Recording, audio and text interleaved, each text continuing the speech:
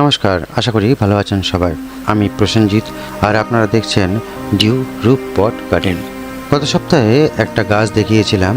গাছের পাতাগুলো সাইড থেকে হলুদ হয়ে যাচ্ছে, পুড়ে যাচ্ছে। দেখে মনে হচ্ছে যেন জলের অভাবে গরমের মধ্যে পুড়েছে। সবাইকে জিজ্ঞেস করেছিলাম কী ধরনের রোগ এবং এটা উপচার কী। এই ধরনের গাছের মধ্যে যদি পাতা পুড়ে যাওয়া সমস্যার লক্ষ্য করেন, তাহলে মনে রাখবেন, যদি গরমকালে না হয়ে থাকে, গরম বাদে অন্য যে কোনো সময় হয়ে যায়, পাতাগুলো সাইড থেকে পুড়ে যাচ্ছে, আগার দিকটা বেশি পুড়েছে, তারপরে ধীরে ধীরে ওটা গোড়ার দিকে এসে পৌঁছাচ্ছে, তাহলে মনে রাখবেন এটা নিমাটোড আক্রমণের জন্য হয়ে থাকতে পারে। নিমাটোড মাটির মধ্যে থাকা ছোট্ট কৃমির মতো এক জীব, যারা গাছের শিকড়ের মধ্যে বাসা বেঁধে গাছের শিকড় থেকে রস চুষে খায়। নিমাটোড বিভিন্ন ধরনের হয়ে থাকে, অধিকাংশই রুট নট নিমাটোড বলা হয়ে থাকে। এই নিমাটোডরা গাছের শিকড়ের মধ্যে বাসা বাঁধে, কলোনি বানায়, বংশ বিস্তার করে এবং পরিবার পরিজন বন্ধু বান্ধব নিয়ে বসবাস শুরু করে। এর ফলে গাছ শিকড় দিয়ে মাটি থেকে প্রয়োজনীয় পুষ্টি উপাদান সংগ্রহ করতে পারে না। আস্তে আস্তে গাছের পাতায় খাদ্যের অভাব হয়ে গাছের পাতার আগা থেকে গোড়ার দিকে শুকিয়ে যেতে থাকে। ক্রমশ এই রোগ বৃদ্ধি পেলে গাছ মারাও যেতে পারে। এর উপাচার দু চারটি আছে। ন্যাচারাল সহজ উপাচার হচ্ছে মাটি চেঞ্জ করে দিন, মাটি ফেলে দিন, নতুন মাটি ব্যবহার করুন, কিন্তু শিকড়ের মধ্যে যে নিমাটোডগুলো রয়ে গেল সেগুলো সহজে মারা যাবে না।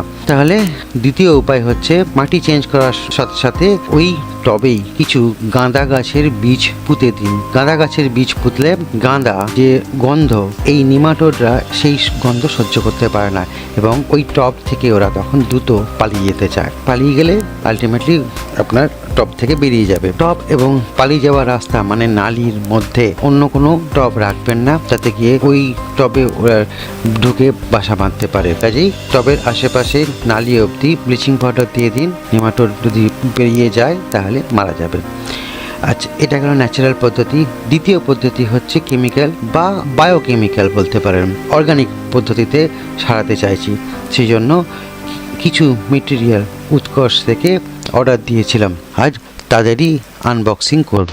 বাকি কি করে কি করতে হবে পরের ভিডিওতে জানাবো।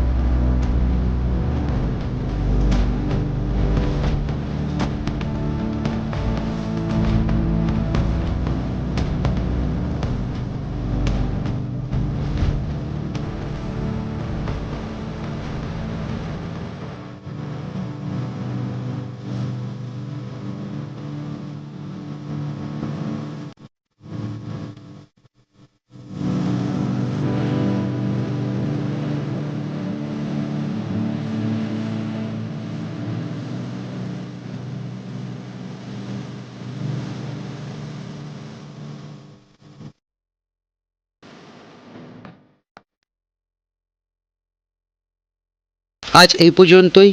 ভালো থাকবেন, সুস্থ থাকবেন সবাই। আর বেশি বড় না হলেও ছোট করে বাগান করবেন নিজের মনকে খুশিতে রাখার জন্য।